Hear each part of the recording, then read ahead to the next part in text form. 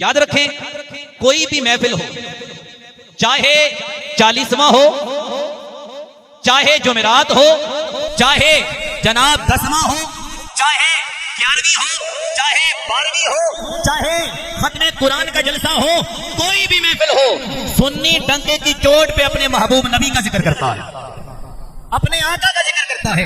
इसलिए कि हमारा अकीदा है जो भी हमें मिला है मुस्तफा का सदका मिला है, इसलिए जब भी जिक्र होगा मुस्तफा का जिक्र होगा। फिर कहा जाता जनाब अल्लाह का जिक्र नहीं करते, सुन्नी अल्लाह का जिक्र नहीं करते। तशरीफ फरमाए हैं तमाम पढ़े लिखे हजरात, तवज्जो फरमाइएगा, मैं जुमला देने जा रहा हूं आपके अकीदे का, तवज्जो कीजिएगा। कहा जनाब सुन्नी अल्लाह अल्लाह नहीं करते, नबी नबी करते हैं। मैंने कहा तुम्हें समझ नहीं आई, नबी नबी करना ही अल्लाह अल्लाह करना है। कहा जनाब कैसे? मैंने कहा सुनते जाओ, जब किसी बनी हुई चीज का जिक्र किया जाएगा तो उसके बनाने वाले का जिक्र। भाई मैं मिसाल देता हूं आपको, एक मकान हो खूबसूरत तो कहा जाएगा बड़ा खूबसूरत मकान है, तारीफ किसकी होगी? समझो किसकी होगी? सारे बोले किसकी होगी? बनाने वाले। भाई मकान है खूबसूरत, तारीफ जब हम मकान की करेंगे तारीफ बनाने वाले की। इसी तरह जब हम अल्लाह की तौहीद बयान करेंगे तो कैसे होगी? कहा जनाब जमीन अल्लाह ने बनाई, आसमान अल्लाह ने बनाया, ये सितारे अल्लाह ने बनाया, सूरज अल्लाह ने बनाया, ये रात और दिन का तब्दील होना ये अल्लाह का है, अल्लाह बनाने वाला है। इंसान को बनाने वाला अल्लाह, ऐसा बनाने वाला कि हर इंसान की सूरत शक्ल दूसरे से मुख्तलिफ नजर आती है, यहां तक कि इंसान के हाथ की लकीरें भी दूसरे इंसान से नहीं मिलती। ये सब कुछ करने वाला कौन है? अल्लाह। सबको बनाने वाला कौन है? अल्लाह। आप तवज्जो कीजिएगा, मैंने तो अभी जमीन का जिक्र किया था, भाई मैंने तो आसमान का जिक्र किया, चांद सितारों का जिक्र किया, ये चांद बड़ा खूबसूरत है, सूरज बड़ा खूबसूरत है, जमीन और आसमान, ये जनाब मैं कह दूं जनाब ये मानसेरा बड़ा खूबसूरत है, एबटाबाद बड़ा खूबसूरत है, ये कलंदराबाद का इर्द गिर्द का इलाका बड़ा खूबसूरत है। तो तारीफ किसकी होगी? अल्लाह की होगी ना। कैसे? आप कह सकते हैं जनाब जिक्र तो इन चीजों का हुआ, अल्लाह की तारीफ कैसे हुई? तो जवाब आएगा जब किसी बनी हुई चीज का जिक्र किया जाए, उसके बनाने वाले का जिक्र होता है। अब जुमला आने लगा, मैं तवज्जो चाहूंगा, तवज्जो हटनी नहीं चाहिए आपकी। अरे जब जमीन का जिक्र किया जाए खुदा का जिक्र होता है, आसमान का जिक्र किया जाए खुदा का जिक्र होता है, जब तमाम चांद सितारों का, इन तमाम मखलूकात का जिक्र किया जाए खुदा का जिक्र होता है, किसी भी खूबसूरत जगह का जिक्र किया जाए खुदा का जिक्र होता है, जब भी किसी तख्लीक़शुदा चीज का जिक्र हो खुदा का जिक्र होता है। अब आपके अकीदे का जुमला आखिर तक, स्टेज से लेकर आखिर तक हाथ भी बुलंद होंगे, सुभान अल्लाह भी की सदा भी आएगी। जुमला सुनो अपने नबी की मोहब्बत का। अरे जब किसी बनी हुई चीज का जिक्र किया जाए उसके बनाने वाले का जिक्र होता है, इसी तरह जब मोहम्मद का जिक्र हो तब भी खुदा का। जब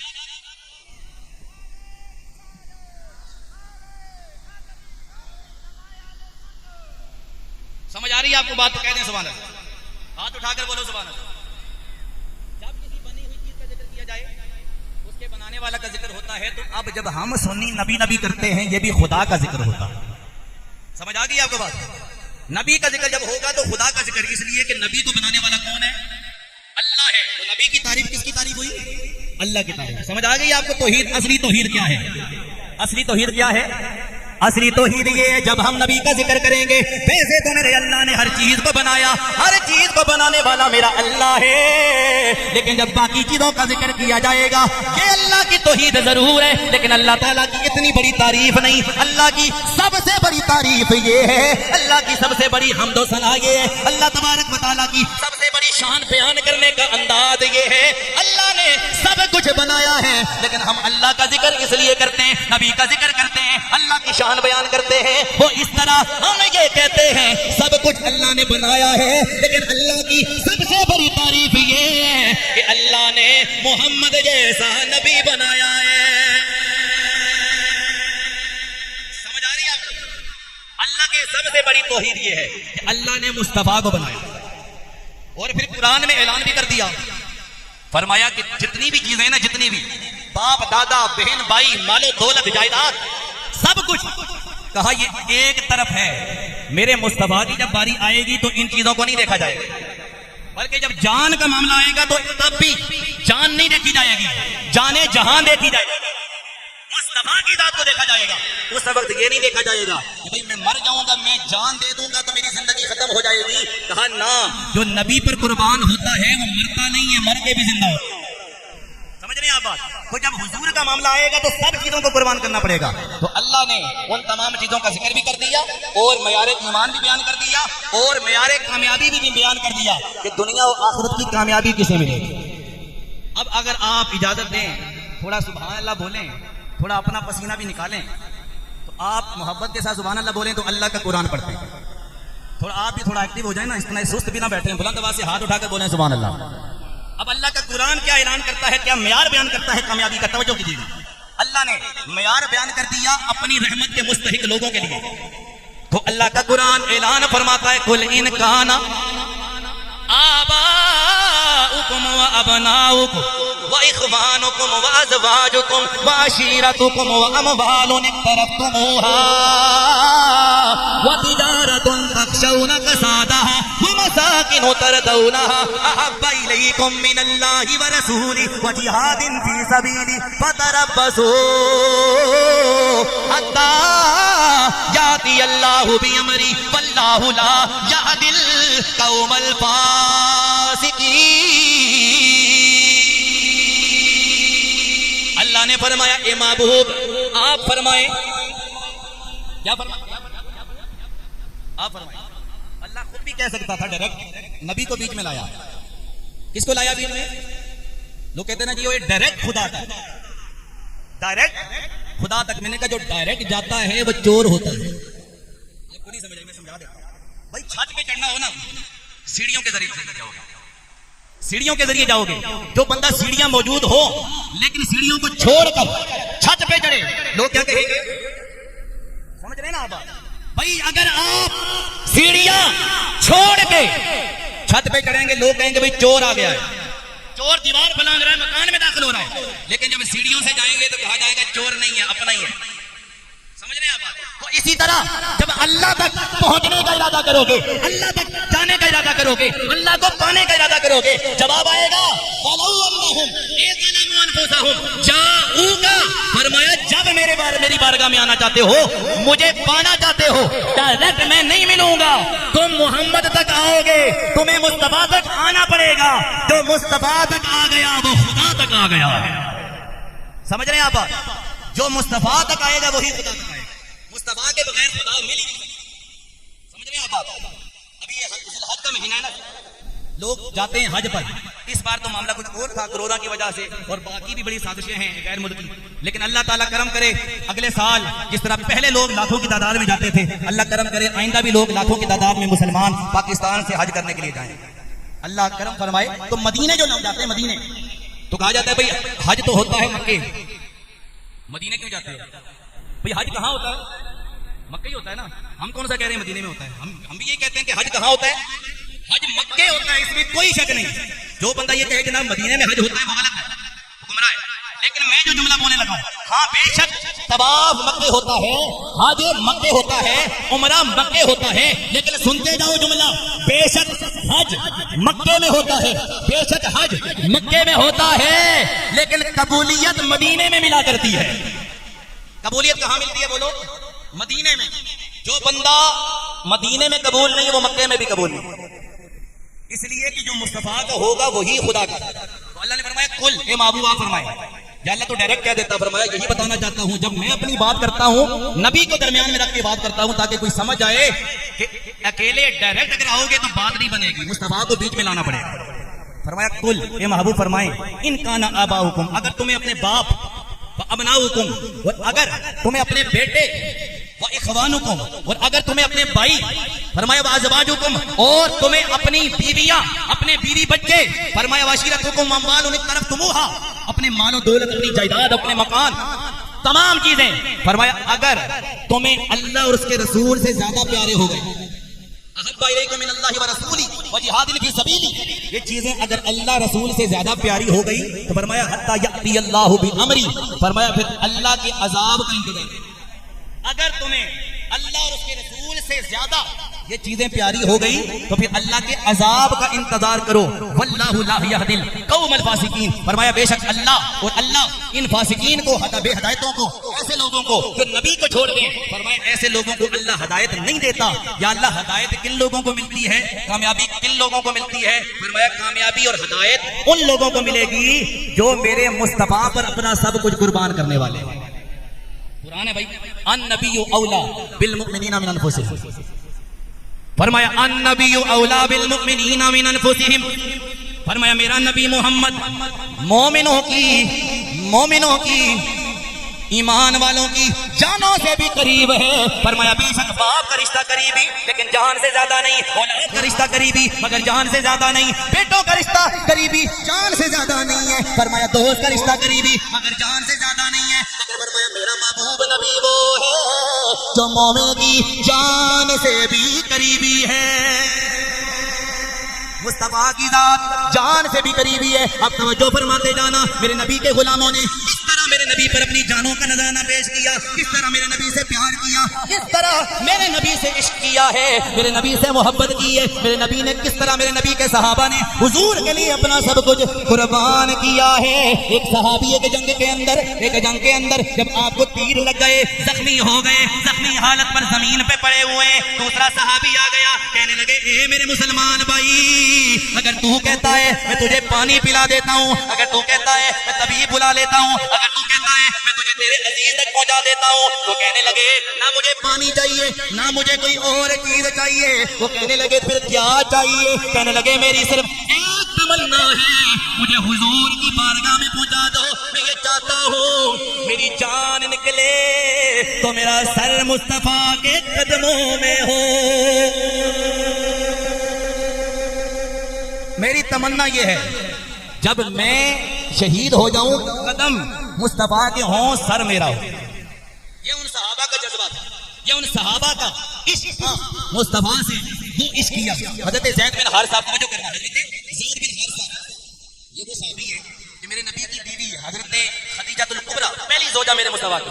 जब उनसे मेरे नबी का निकाह हुआ तो उनके पास एक गुलाम था हजरत ज़ैद बिन हारिसा, वो तोहफे के तौर में मेरे नबी की जोजा ने हुजूर की बारगाह में पेश कर दिया। अर्ज़ की या रसूल अल्लाह, ये गुलाम अब आपका है, आपकी खिदमत करेगा, मैं तोहफे के तौर पे देती हूँ। वो ज़ैद बिन हारिसा मेरे नबी की खिदमत करने लगे। एक वक्त आया कि उनके बाप वालिद गिरामी और उनके चचा दोनों उनको तलाश करते करते मेरे नबी की बारगाह में आ गए और अर्ज करने लगे, ए मोहम्मद सल्लल्लाहु अलैहि वसल्लम, हमने सुना है कि हमारा बेटा आपके पास है, आप तो भूखों को खाना खिलाने वाले हैं, आप तो गरीबों की मदद करने वाले, बेसहारों का सहारा बनने वाले, लोगों की मदद करने वाले, हमारी भी मदद फरमाएं और ये बेटा हमें वापस करें। अब तवज्जो करना, मेरे नबी ने फरमाया ये बात उस पे छोड़ देते हैं, अगर वो मानता है तो ले जाओ। बुलाया गया हज़रत ज़ैद बिन हारिसा, मेरे नबी ने फरमाया ये तुम्हारे बाप हमारे वालिद गिरामी है। कहा अर्ज़ की या रसूल अल्लाह, हाँ ये मेरे वालिद हैं, ये मेरे चचा हैं। मेरे नबी ने फरमाया तुम्हें लेने के लिए आए हैं, क्या जाना चाहते हो? क्या जाना चाहते हो? तो अर्ज़ की या रसूल अल्लाह, नहीं जाना चाहते, नहीं जाना चाहता। तो मेरे कमली वाले मुस्तफा ने फरमाया ये मेरे गुलाम जाना क्यों नहीं चाहता? अर्ज़ करने लगे या रसूल अल्लाह, इसलिए कि मुझे आप अपने बाप से भी प्यारे हैं, अपनी माँ से भी प्यारे, तमाम लोगों से मुझे आप प्यारे हैं, आपके बगैर मैं रह ही नहीं सकता। तो मेरे नबी ने फरमाया ए मेरे गुलामों सुन लो, मेरे आका हज़रत ज़ैद बिन हारिसा का हाथ पकड़ के उन्हें हतीम काबा में ले आए और मेरे नबी ने फरमाया ए लोगों सुन लो, मेरे ज़ैद ने मुझसे ऐसी मोहब्बत की है, मैं ऐलान करता हूँ ज़ैद बिन हारिसा आज से मुझे मोहम्मद का बेटा बन गया है। आज से ज़ैद जो है ना वो मेरा बेटा बन गया, ज़ैद बिन हारिसा मेरा बेटा बन गया है। ये मोहब्बत थी नबी के सहाबा की हुजूर से कि अपना सब कुछ मुस्तफा पे कुर्बान करने के लिए तैयार है।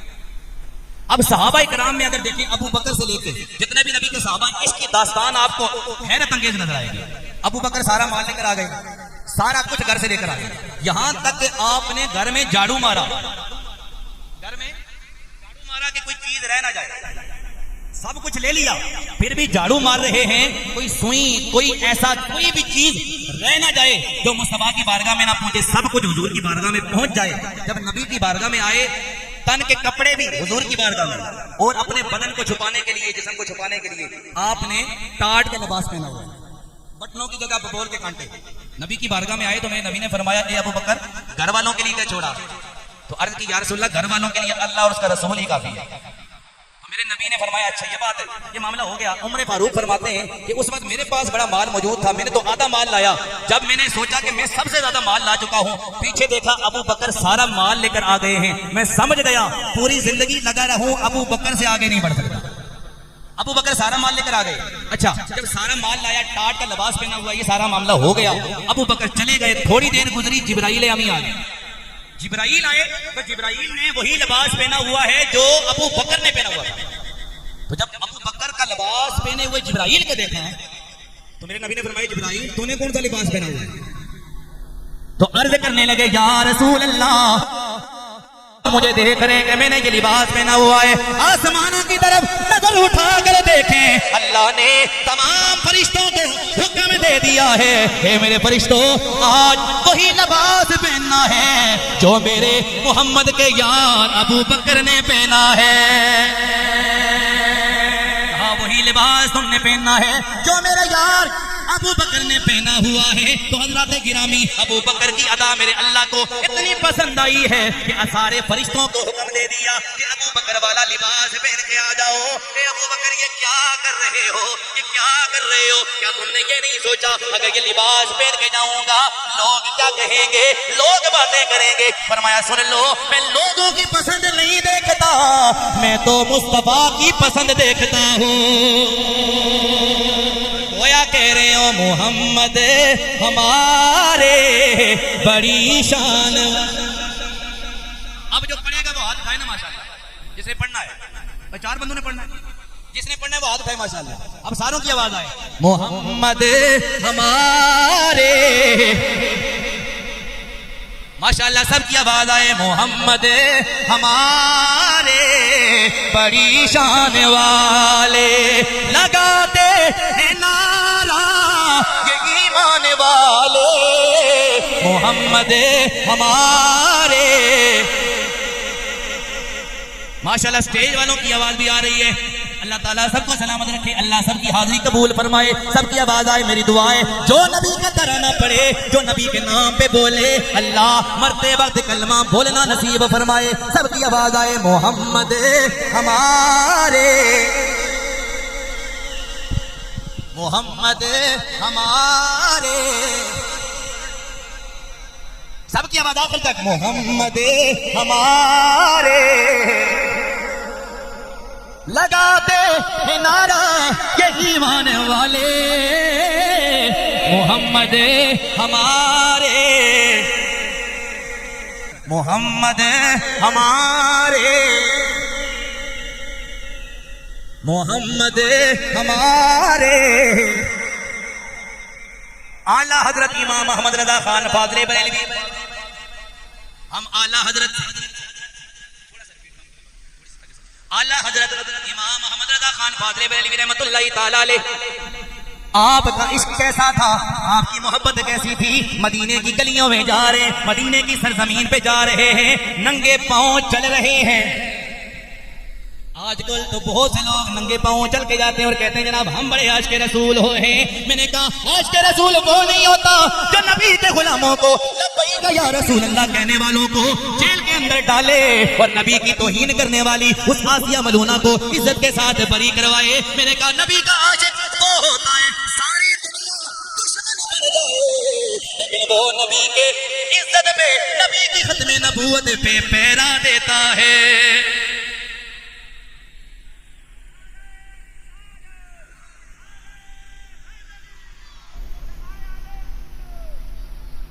भाई नंगे पांव आप में तवज्जो कीजिएगा। वही जनाब लीडर जनाब मदीने में नंगे पांव चले और वो कहे जनाब मैं आशिक रसूल, तो आशिक रसूल ऐसे नहीं होता। आशिक रसूल वो होता है जो मुस्तफा से वफा करता है, जो मुस्तफा से वफा करता है। अगर वो वफा देखनी है, अब जुमला बोलने लगा मचल जाएंगे नबी के गुलाम स्टेज से लेके आखिर तक। अगर वफा देखनी है तो कुछ अरसा पहले मीनारे पाकिस्तान में जो जनाजा उठा था वो वफा देख, समझ रहे हैं आप? भाई जो वफादार होता है उसकी शान ये होती है, वो जब दुनिया से जाता है उसकी शान ये होती है, जनाजा देखकर लोग समझ जाते हैं नबी का आशिक जा रहा है। अच्छा, जब वो मैंने जनाजा देखा ना मीनार पाकिस्तान की सरजमीन पर, मैं अक्सर ये बात कहता हूँ, तो मैंने दिल में ये ख्याल किया, ये अल्लाह, बड़े बड़े लोग हैं, सियासी लोग भी हैं, दीनी लोग भी हैं, हर तरह का लोग, हर तरह के शोबे के लोग हैं, ऐसे लोग भी हैं जिनके लाखों करोड़ों वोटर हैं, 3 बार हुकूमत बनाई, लेकिन मां मरती है तो चंद बंदे जनाजे, समझ रहे हैं आप? भाई इतने बड़े बड़े लोग, जनाजे में चंद लोग, लेकिन ये कैसा जनाजा है कि इतने लोग आ गए। अल्लाह बड़े बड़े हुक्मरानों के जनाजे देखे, इतना बड़ा जनाजा नहीं, बारगाहे खुदा से जवाब आता है, सुनो जवाब मेरे रब का, और हाथ उठाकर सुभान अल्लाह बोलना, सुनो नबी के आशिक की शान। अल्लाह बड़े बड़े हुक्मरानों के जनाजे देखे, वो इतने बड़े नहीं होते, ये बड़ा कैसे हो गया? जवाब आता है, जनाजे बड़े हुक्मरानी से नहीं होते, जनाजे बड़े मोहम्मद की गुलामी से होते हैं। हाथ उठाकर जवाब दे। मैंने क्या कहा? जनाजे बड़े ये हुक्मरानी से नहीं होते, मुस्तफा की गुलामी से होते हैं। अच्छा, जब वो जनाजा मैंने देखा ना, ऐसे वो लोग कि जिनको देखने के लिए लोग तरसते हैं, वो जनाजे में धक्के खाते हुए नजर, बड़े बड़े उलमा, बड़े बड़े पीर, बड़े बड़े सियासी लोग भी। पूछा गया भाई क्यों धक्के खा रहे हो? कहा आशिक का जनाजा है, अपनी बख्शिश करवाने आए। आशिक का जनाजा है, अपनी बख्शिश करवाने के लिए आए। जब वो जनाजा, हम तो सोच रहे थे कि अंदर ही दुनिया है, लेकिन बाहर देखा तो दुनिया ही दुनिया है, सर लोगों के नजर आ रहे हैं। 2 करोड़ आवाम, ये मीडिया की रिपोर्ट है कि 2 करोड़ बंदे जनाजे में आए। अल्लाह क्यों आए? तो जवाब एक शायर की ज़बानी में सुनाने लगा हूं। जब मैंने ये देखा ना, तो मेरे दिल ने गवाही दी। उसके बाद रबीउल अव्वल आया, तो रबीउल अव्वल का महीना था, तो मैंने फिर हर महफिल में ये शेर भी पढ़ा और ये बात की। वो मेरे दिल की सदा थी। शेर तो आपने सुना हुआ, लेकिन मैंने उसको अपने अंदाज से पढ़ा। जब वो जनाजा आशिक का देखा, मैंने अर्ज़ की या अल्लाह इतनी दुनिया क्यों आई है? तो फरमाया वैसे नहीं आई, मैंने बुलाई है, मेरे मुस्तफा के सदके में आई है, मेरे मुस्तफा की मोहब्बत में आई है, इसलिए कि मुस्तफा का आशिक जा रहा था, अलविदा करने के लिए दुनिया आई। या अल्लाह बाकी लोगों के जनाजे भी हैं। फरमाया नहीं, ये आशिक का जनाजा है। किसका जनाजा है? अगर आप कहते हैं तो मैं सुना देता हूं, बुलंद आवाज से बोले सुभान अल्लाह। देखो तो मेरे दिल से ये सदा निकली। मैंने कहा आशिक का जनाजा है,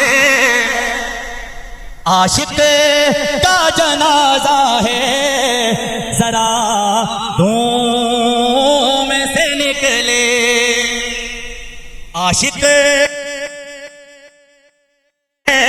जरा धूम से निकले, महबूब की गलियों से जरा घूम के निकले।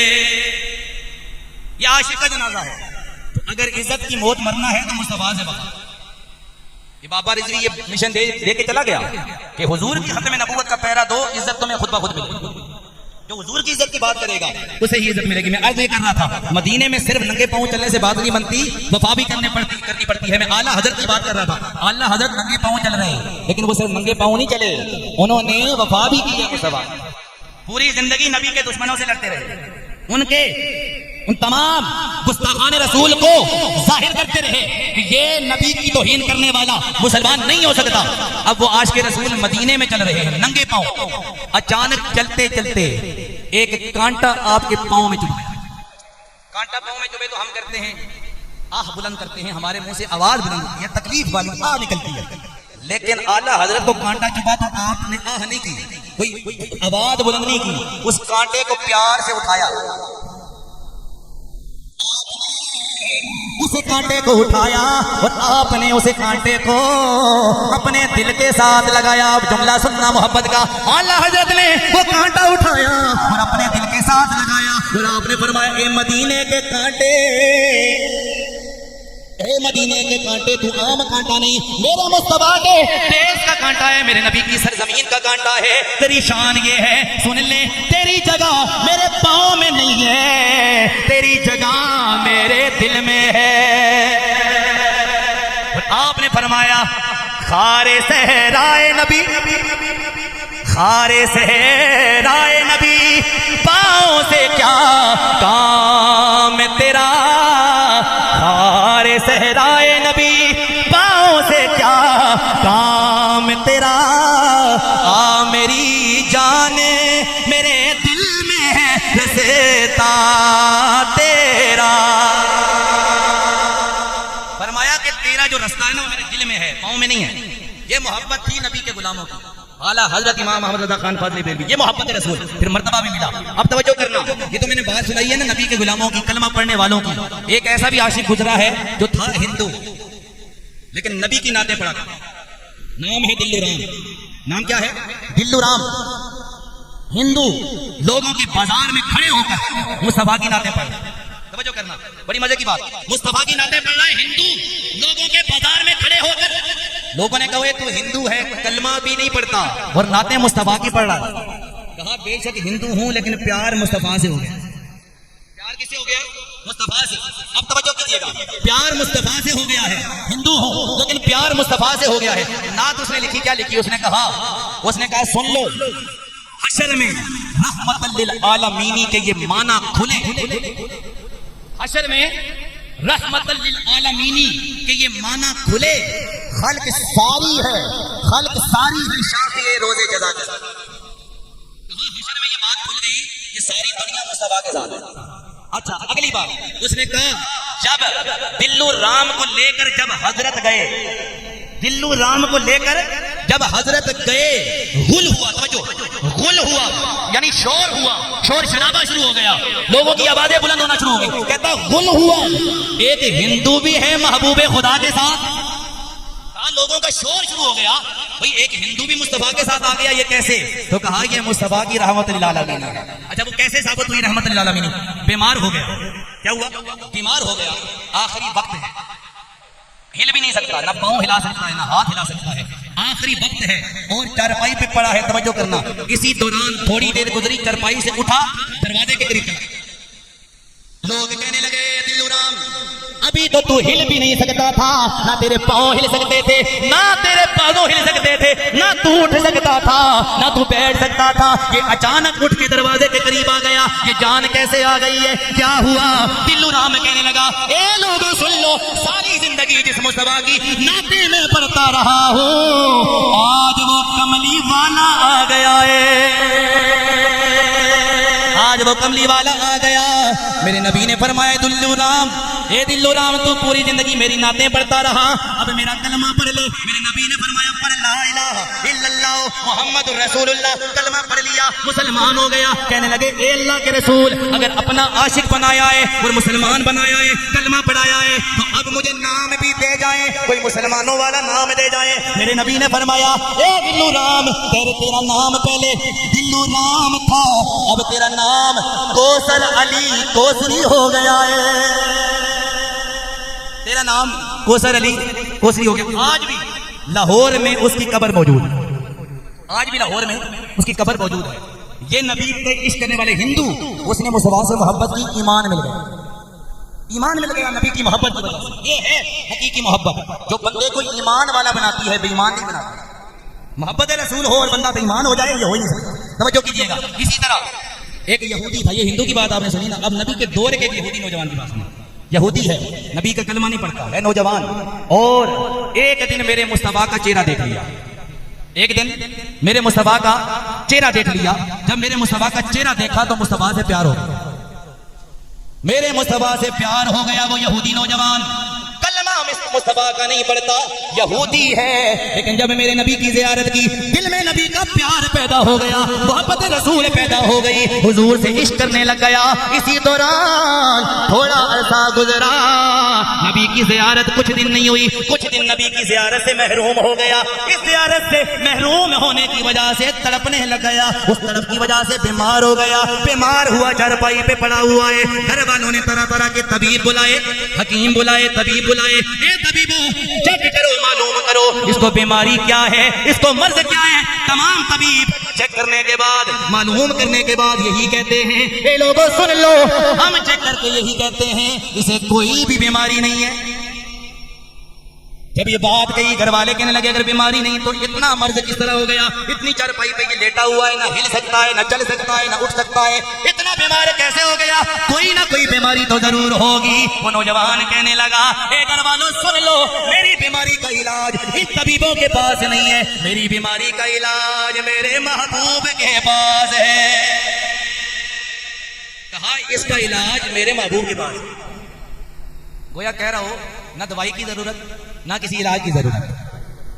टोने ते दवाइयां मेरे यार रहन दे, आका दे बीमारां नू बीमार रहन दे। अच्छा कौन कौन पढ़ेगा? हाथ उठाए ना माशाल्लाह, बुलंद आवाज से हाथ उठाएं और सब पढ़ेंगे। जिसको ये बीमारी चाहिए कि समाज के इश्क वाली बीमारी लग जाए वो बुलंद आवाज से इस तराने में शामिल होगा। उस मरीज ने, उस यहूदी नौजवान ने कहा मेरा इलाज तुम्हारे पास नहीं है, मेरा इलाज तुम्हारे पास नहीं है, कोई तबीब की जरूरत नहीं, कोई दवाई की जरूरत नहीं, कोई इलाज की जरूरत नहीं। कहने लगा टोने ते दवाइयां मेरे यार रहन दे, आका दे बीमार। माशाल्लाह सब की आवाज आए। टोने ते दवाइयां मेरे यार रहन दे, आका दे बीमारां नू बीमार रहन दे। सबकी आवाज आ जाए। जिसको ये नबी के इश्क वाली बीमारी है, नबी की मोहब्बत वाली बीमारी है, वो बुलंद आवाज से पड़ेगा टोने दे दवाइयां मेरे यार रहन दे, आका दे बीमारां नू बीमार रहन दे। टोने दे दवाइयां मेरे यार रहन दे, आका दे बीमारां नू। कहने लगा ये लोगों मुझे किसी तबीब की जरूरत नहीं है, तवज्जो फरमाना, मुझे नबी की जरूरत है।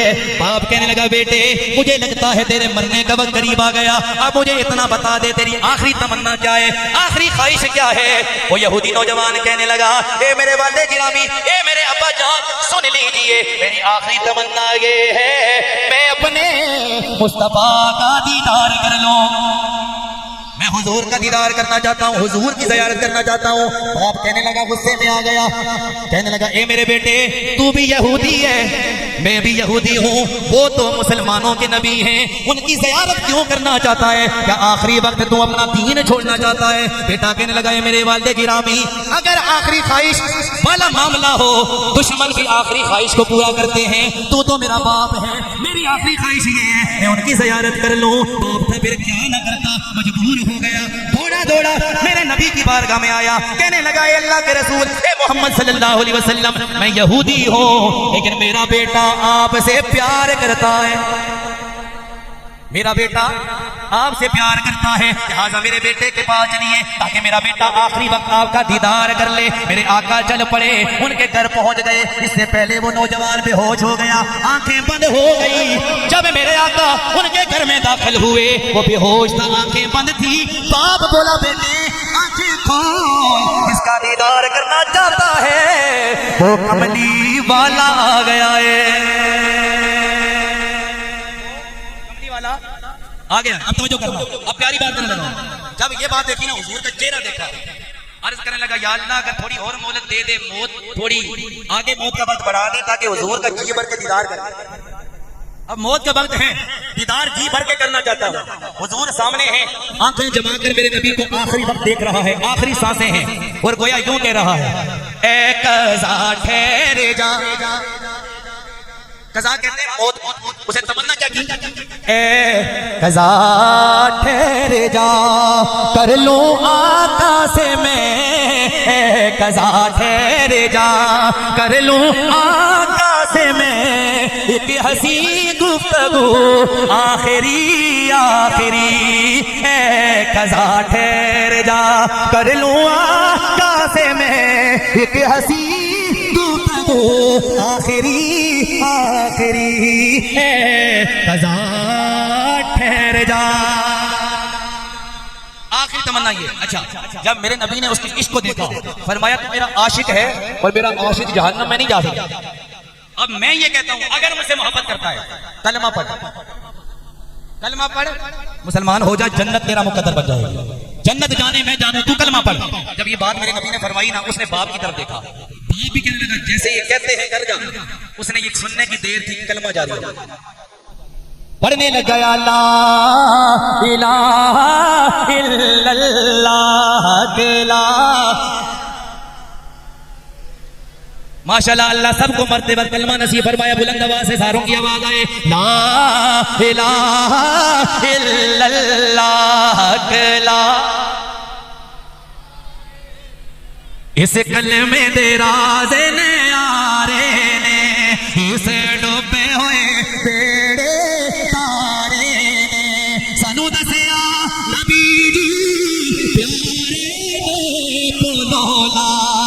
इलाहा, पढ़ो ला इलाहा इल्लल्लाह। 3 महीने आरफे खड़ी बोले, आपने फरमाया नबी का इश्क कैसा है। 3 महीने खलकत रजी देख के यूसुफ किन्यानी, ओ जिन्ना मुहम्मद अरबी देखा होए रजे तो जहानी।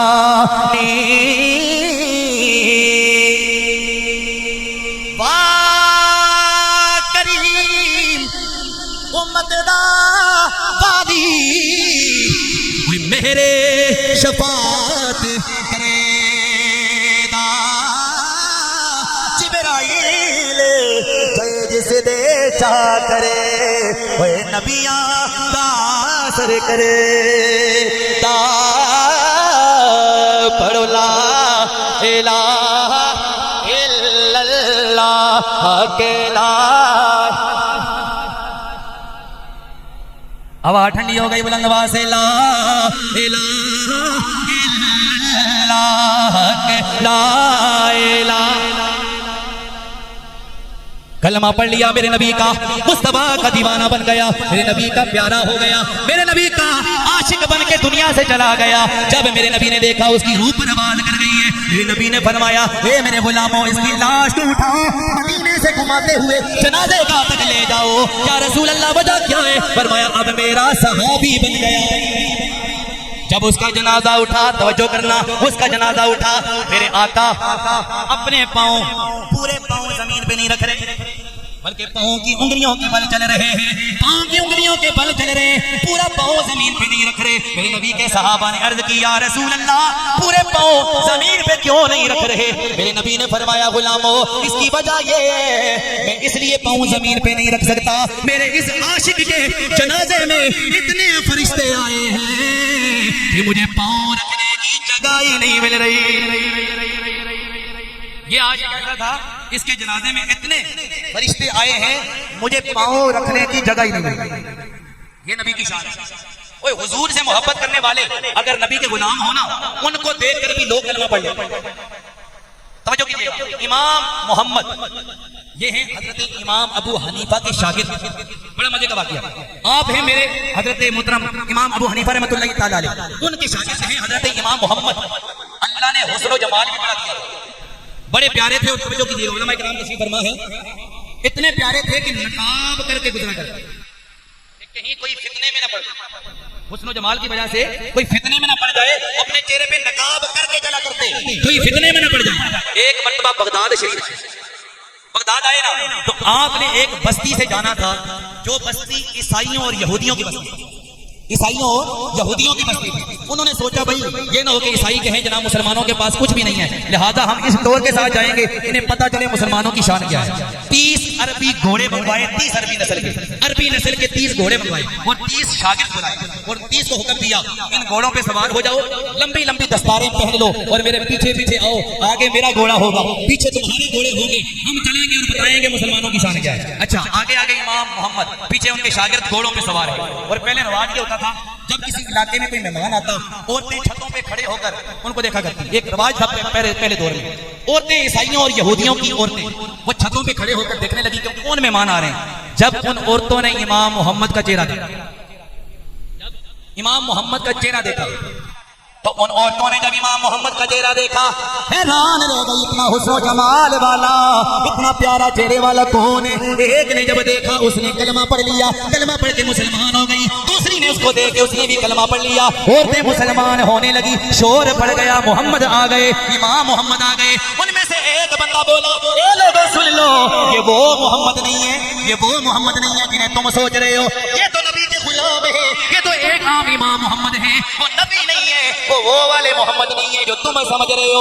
इनमें से एक औरत बोली, जुमला सुनेंगे, जवाब सुनेंगे, मचल जाएंगे, हाथ बुलंद होंगे, सुभान अल्लाह की सदा आएगी। जुमला सुनना इमाम मोहम्मद के बारे में। वो औरत कहने लगी, ए लोगों, हमें कलमा पढ़ने दे दो, इसलिए बेशक ये वो मोहम्मद नहीं है, हम कलमा इसलिए पढ़ रही हैं। अरे अगर छोटा मोहम्मद ऐसा है तो बड़ा मोहम्मद कैसा होगा।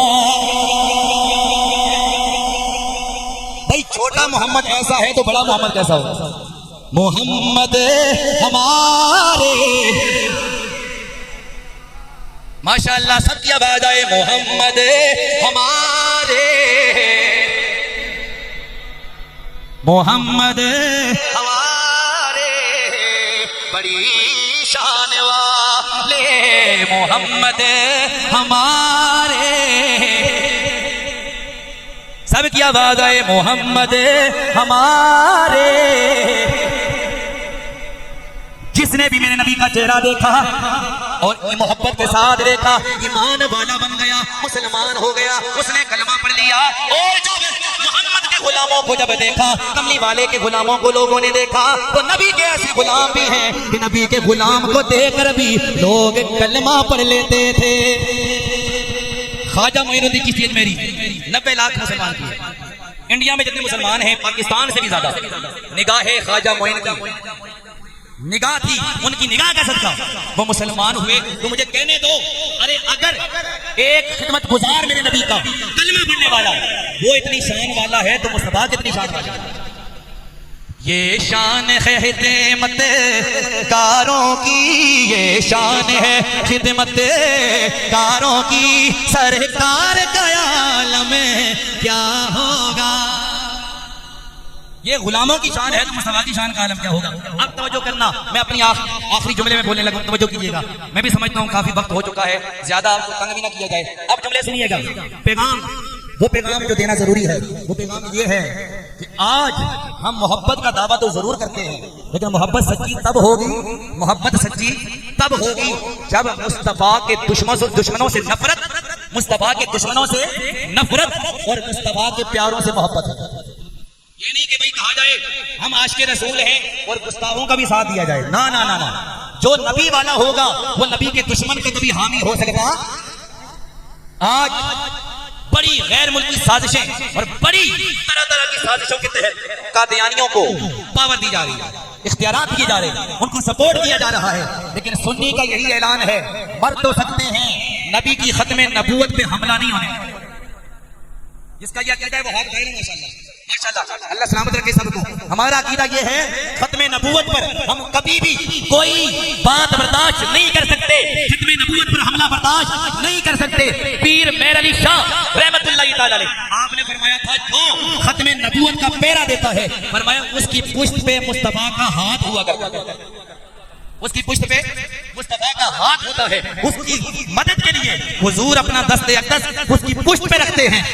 ये शान है खत्म नबूवत के पहरेदारों की। और हमारा अकीदा है, चाहे मुल्की दुश्मन हो, मुल्की गुस्ताख हो, हमारे मुल्क में रहने वाला गुस्ताख हो या गैर मुल्की कोई गुस्ताख हो, हम सबको वासले जहन्नम समझते हैं और वाजिबुल कत्ल समझते हैं। कोई भी नबी का गुस्ताख, उसे जिंदा रहने का कोई हक हासिल नहीं।